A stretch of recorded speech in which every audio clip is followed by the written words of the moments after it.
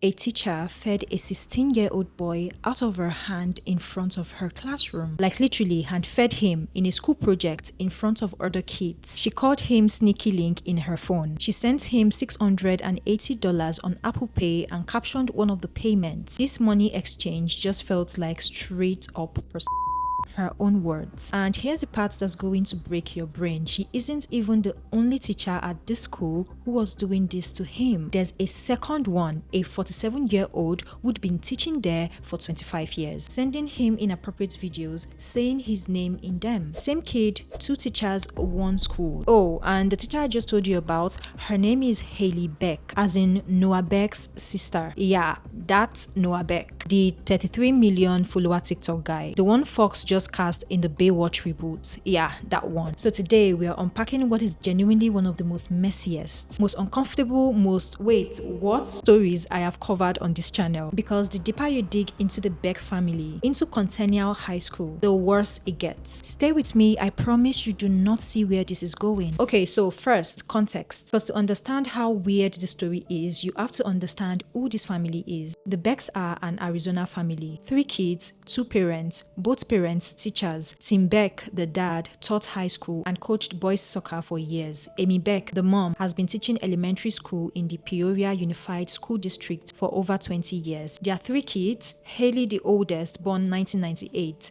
Tatum, the middle one, born 1999, and Noah, the baby, born 2001. And here's the thing, all 3 kids went to school in this same district. All 3 played sports. Haley played soccer at Centennial High School. Noah played soccer too, ended up getting a Division 1 scholarship to the University of Portland. Then in 2020, COVID hit, college shut down. His sister Tatum convinces him to make a TikTok account. Within a month, he wakes up with a couple 100,000 followers. By the end of 2020, he's one of the biggest creators on the platform. He drops out of college, becomes Noah Beck, gets cast in a Baywatch movie. And listen, I have to pause here for a second because Noah Beck has been a lot online over the years. Like, the man has had a career of internet drama, and the fact that none of that was what took him down. It had to be his sister allegedly committing crimes. Quick recap for anybody who hasn't been paying attention to TikTok drama since 2020. He was in the Sway House, the big TikTok mansion in LA. He, Bryce Hall, Blake Gray, they all lived together making content. That whole thing imploded in 2021 when Bryce Hall went on a podcast and said Noah and Blake did some slimy stuff and went house hunting behind his back. Massive influencer fallout, fans picked sides, the internet was in shambles for a week. Then, Noah dated Dixie D'Amelio for 2 years. Massive TikTok power couple. He literally said in a GQ interview she was his forever person. They broke up in November 2022. Drama, tears, Hulu show storylines about it. Then there was the queer baiting accusations. He posed for V-Man magazine in fishnets, heels and eyeliner. Fans started theorizing about his sexuality. He had to keep going on shows like Zach Sang to clarify. No, he's straight, he just grew up with sisters and likes fashion. Then he posted a TikTok of him in the Bahamas where a stage performer literally yelled, "I know you're gay, just go with it." And people thought that was him coming out. He had to clarify again. Then there was the Vinnie Hacker thing, the photos that went viral, the trip to Paris, the are they or aren't they online discourse. Then there was his beef with Bryce Hall where he called Bryce not brand safe in an interview, and the whole comment section turned on him. And honestly, all of that, the Sway House drama, the Dixie breakup, the queer baiting, that is completely normal influencer stuff. That is Tuesday in TikTok land. None of that is what we are here to talk about. What we are here to talk about is so much worse than any of that. And it has nothing to do with him personally, which I think kind of the most fascinating part of this whole story. Tatum, the middle sister, she also tried teaching, did her student teaching during COVID, hated it. She told the Arizona Republic that students figured out Noah was her brother and started following her around school. So she pivoted. Now she's an influencer too, 3 million on TikTok, 300k on Instagram. But Haley actually became a teacher, got her degree from Northern Arizona University, came back home, and here's the part that's almost cinematic. She got hired at the exact same high school she went to as a kid, Centennial High in Peoria. She walked back through those doors as a faculty member in 2020. She wasn't just a teacher, by the way. The old soccer coach who had coached her as a student, he pulled her in to be his assistant coach for the girls' varsity soccer team. And the literal plan was that when he retired, Haley would take over as head coach. She was the homegrown success story. She taught psychology, sociology, world history, and by all accounts, students loved her. Like, that's the part that sits weirdest with me. Go on TikTok and search her name. Former students are posting, and the videos aren't all she was a creep. A lot of them are like, she was the cool teacher, half the class was just her doing TikToks with us, she was the one you could actually talk to. There's literally a clip of her in a school interview saying, and let me find this one, she said, teachers can have connections with their kids. I feel like that's one of the most important parts of teaching, because at the end of the day, you never know. I might be the only person that does care. Yeah, that ages poorly. Okay, so here's where it starts going wrong, and I want you to pay close attention to dates because the timeline is going to matter. The 2023 to 2024 school year, the student at the center of all of this, we are not going to name him, is he's a sophomore. He's in Haley's psychology class. He's also on the football team at Centennial. Investigators say the group starts here. The 16-year-old kid is always in her classroom, is in there before school. During free periods, they text, they are on Snapchat together, and I want to come back to that detail in a second. December 2024, this is the moment that, in hindsight, everybody points to. There's a school soccer event, Christmas time. Haley hands the kid, her student, her car keys in front of the entire soccer team. She tells the team he's going to her car to grab his Christmas present from her. A teacher giving a 16-year-old student her car keys to grab a present she got him in front of dozens of witnesses. That's not subtle. That's not a what if I'm reading too much into this moment. That's the moment every adult in that parking lot should have been picking up a phone. And here's the part the school district really does not want to talk about. The principal at Centennial High School was actually emailed by a former student in February of 2025, 6 months before the police were involved. The email flagged the behavior. It said Beck was sitting in cars with students, exchanging Snapchats with them, giving them gifts, classic, and I mean textbook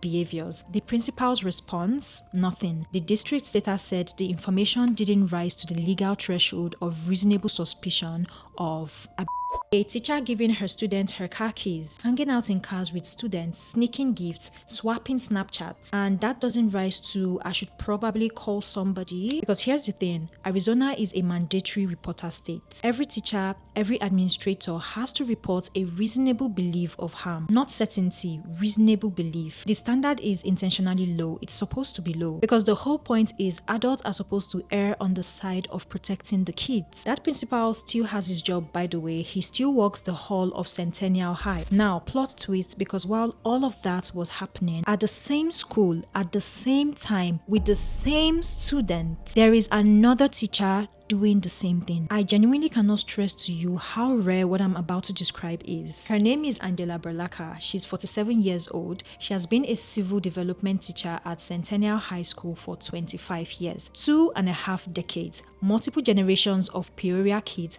passed through her classroom, and she's accused of recording videos of herself, explicit videos, and saying this kid's name in them, then sending them to him. Same kid. Now, look, I want to say something here because I've been sitting with this detail and I cannot get past it. 2 teachers, the same kid, same 6 months window, same school. What is going on with this kid? Like, for real, I've been picturing this in my head and I have a theory because I have watched a lot of high school movies in my life, okay? And every single one of them has that guy. You know the one I'm talking about, the jock, the football star, walks down the hall and the music swells. Every female student is staring. Every male student wants to be his friend. The teachers love him. The lunch lady gives him an extra cookie. He doesn't do anything wrong in anybody's eyes. He could throw a brick through the principal's window and the principal would be like, great form, son. I love your effort. That is the kind of guy I'm picturing here. Because what kind of teenage boy is out here pulling doubles on his own teachers? He had to have been the homecoming king at minimum. Top of the food chain, the Chad and John Tucker of Centennial High. Because what?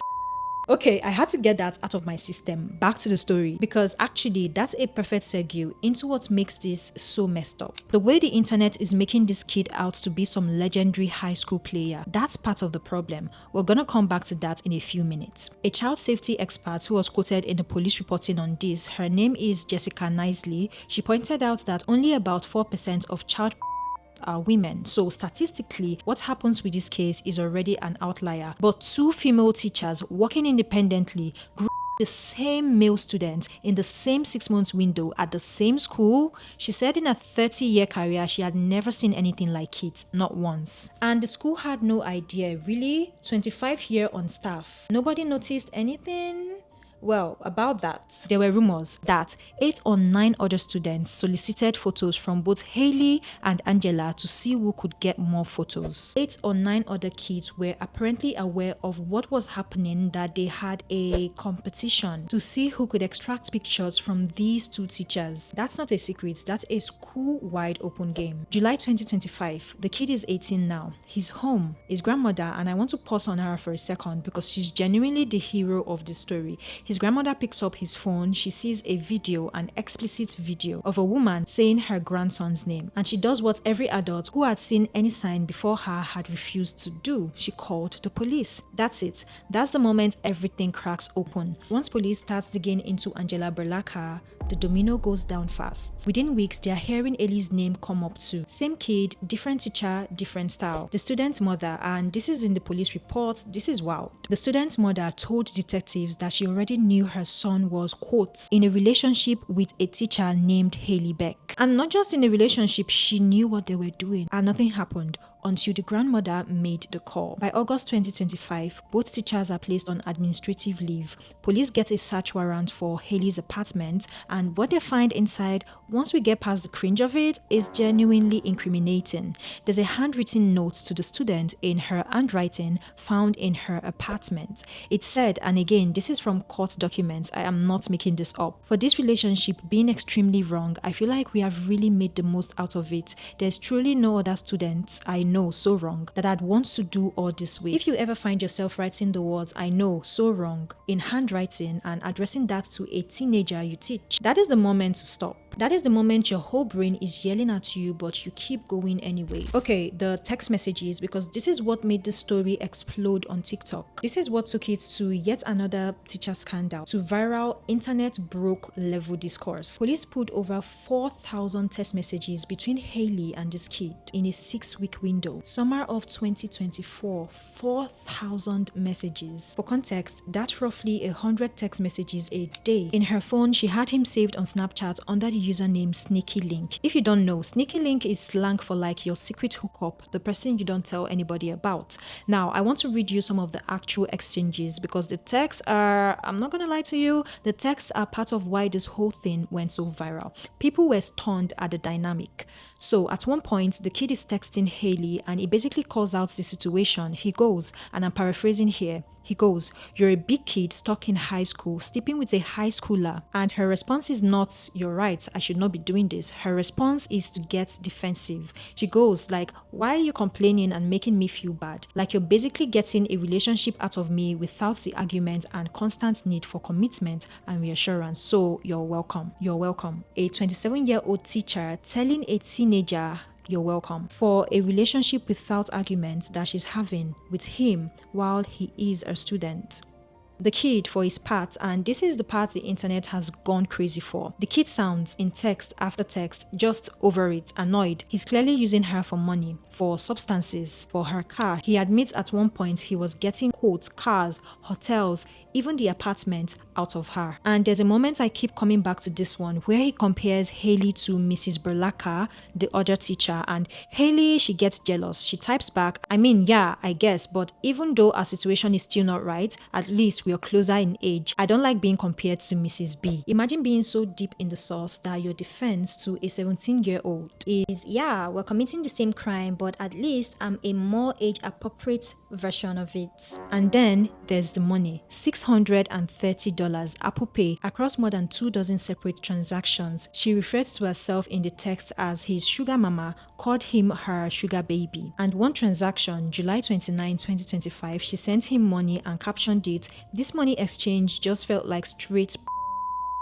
That's her caption, her words, sending him money. The text also discussed, and I'm pulling from the school's official statement of charges here, they discussed meeting up to have that they discussed intimate acts, they discussed drinking alcohol together, they discussed substances, and they discussed him filming her and showing the video to other students. Now, if you've been wondering why TikTok went absolutely insane over this story, that's the why. The story isn't just teacher harmed students. The story, as people on the internet are reading it, is 27-year-old teacher with a famous brother got financially and emotionally rinsed by an 18-year-old who was openly mocking her in her own thread while she paid him for it. And that triggered a really, really uncomfortable conversation. So I want to be very careful here because the reaction online has been, let's just say, a mixed bag. On one side, you have the people, mostly women, mostly survivors, mostly child safety advocates who are rightfully going, this is a serious crime. This is a teacher exploiting a child in her care. It does not matter that the victim is male. It does not matter that he's tall or athletic or that the text make him seem like he was in on it. I'm reading some of the comments from videos about Haley Beck and these text messages that are coming out between her and her student that she was having a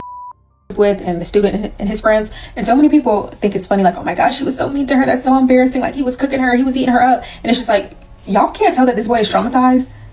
He is traumatized, and this is going to have a lasting effect on him. This is not an uncommon event where a teacher gets caught having relations with their student. It happened at my high school. But a lot of times when you see this happen, you see that the student actually thinks that they're in love with their teacher, like they have a good relationship. This man does not a man, but this boy does not like her at all. He's actually disgusted and repulsed by her. He's calling her fat. He's calling her unattractive. He compared her to a beluga whale. He constantly speaks about her body, says that she's not pretty. He even alludes to her age, when she brought up, how she doesn't want to be a side chick forever. And the sad part about this is she's not the only teacher that has, him. The other teacher also attempted to him. It didn't get this far as to being.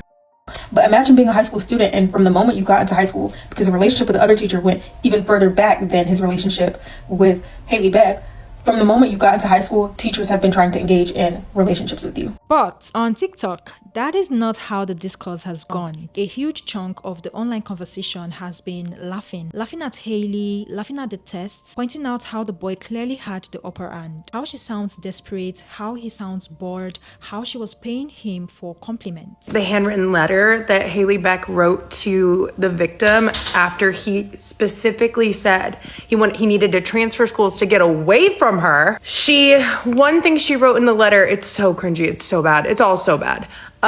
She said, I enjoyed going to your tattoo session, even though the only reason you wanted me there was to bring you food. The way that he roasts her, she has no shame. I mean, obviously, no shame. But to have a child speak to you in that manner and call you out and remind you that you are not only 27 doing something illegal with a student. The whole thing has become, and this is where I want all of us to sit with something uncomfortable for a second. The whole thing has become content, entertainment, a meme. And look, I get it. Some of it is funny in that I can't believe a grown adult typed this kind of way. But here's where I need us to be honest with each other. If this story were flipped, if it were a 27-year-old male teacher who'd been a 16-year-old girl and feeding her in class, paying her money, calling her a sneaky link in his phone, and there was a second male teacher at the same school doing the same thing to the same girl, there would be no jokes, none. The internet would be calling for the death penalty. People would be holding vigils. And look, I'm absolutely not saying that an 18-year-old boy can't be, but let's not pretend Mr. Wreck My didn't have it under control, okay? If anything, he might have been her. First of all, he was 17, but please, I'd love to hear you say that again.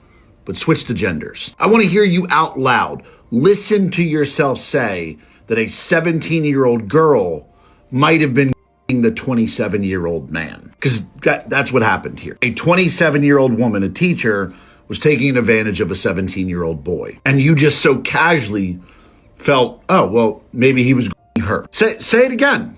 But switch it. Go ahead, say it. Say it out loud. Say that you think a 17-year-old girl is capable of being a 27-year-old man. Come on, because that's what you're saying when the girl is older and the boy's underage. Lady, that's disgusting. God, everybody feels so comfortable making these jokes when the underage person is a boy and the older age person is a girl. But God forbid we switch that and nobody's saying this. God, it's so gross. The same crime, the same dynamic, the same betrayal of a kid by adults who were supposed to be protecting him. But because the victim is a boy and the text read like a bad romantic comedy, half the internet has decided this is just funny content. Okay, so I told you we weren't done because last week, the story got so much weirder. Haley's mother, Amy Beck, the elementary school teacher, 20 plus years in the district, mother of 3. She got placed on paid administrative leave from her elementary school. The reason, an old TikTok video resurfaced, a video Noah himself had posted in April 2020 when he was 18, when he had just blown up on TikTok. It's of him and his mom lip-singing to a J-rock song called King's Dead. The song has explicit lyrics. Noah is allegedly miming an inappropriate motion with his mom while she lip-syncs the lyrics, smiling.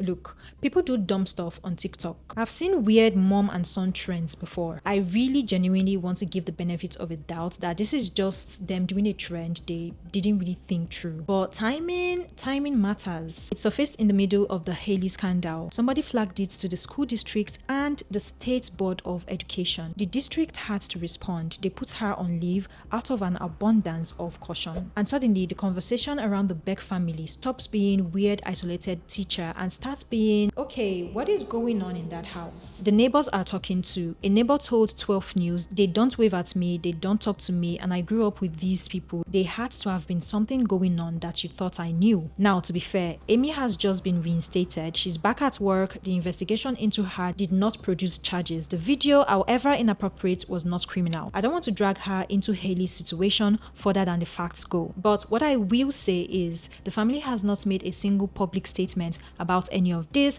not Noah, not Tatum, not the parents. And now you have Centennial High, Haley Burlaka plus the principal who allegedly knew, plus the football coach who, according to the police reports, had a conversation with the victim's father about Haley's famous brother and quote-unquote hush money. That last one, let's just sit with that. A football coach at the school allegedly knew, allegedly went to the kid's dad, allegedly said something about Noah Beck and hush money. We don't know if money exchanged hands, the police report doesn't say. But the fact that the conversation happened, that's documented. So as of right now, early May 2026, here's where we are. Haley Beck has been fired. The school board voted unanimously 5-0 to terminate her. She did not request a hearing to fight it. Her teaching certificate is still under review with the Arizona State Board of Education. Angela Burlaka has voluntarily surrendered her teaching certificate and is also fired. But neither of them, and this is gonna shock some of you, neither of them has actually been arrested. No charges have been filed. The Maricopa County Attorney's Office has the case. Police has submitted their recommendations twice, and the prosecutor, the county attorney, Rachel Mitchell, said last week she's waiting on a critical witness to be interviewed before she charges anybody. The critical witness is almost certainly the victim himself, who, along with his family, has been hesitant to cooperate. Why? Because the family is worried that cooperating with the investigation could mess up his college athletic scholarships. Yeah, the family of the victim is doing damage control. They want him to play football in college, so they are weighing his career against pressing charges. And that is the most depressing detail in this whole story to me, because what that tells you is that even the kid's family hasn't fully processed that what happened to him was they're treating it like a PR problem, a distraction, something to make go away, so the scholarship offers stay. This is a great question, and it says, but she would have been the only one in trouble, not him, so how would that have affected his football? Because he's a minor, okay? Now, both of his parents knew. The mom even came out and said that she was not pressing any charges, she wasn't reaching out to any authorities, for the simple fact that she didn't want it to hinder her son's chances of getting an athletic or a academic scholarship from colleges because he was a victim of sex.